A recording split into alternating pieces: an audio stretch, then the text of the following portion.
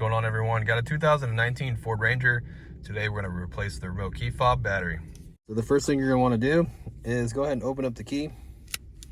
And this back panel you have right here, this is what we're going to take off to access the battery. We'll use a small flathead screwdriver. And if you look in here, right here, there's a little slot just for the flathead screwdriver, okay? So look real close. I don't know if the camera's going to pick it up or not, but I'm just going to pry at it right here. Okay, you can hear it pop like that. And we're just going to work it all the way off. All right. Here's the battery. We'll turn it up like this.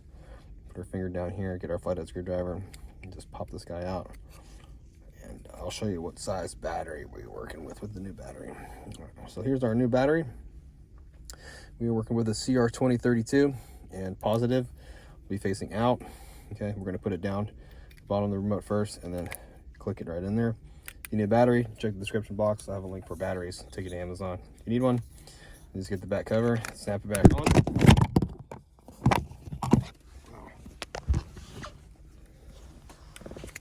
And you just take the back cover and snap it back on, and you're all done.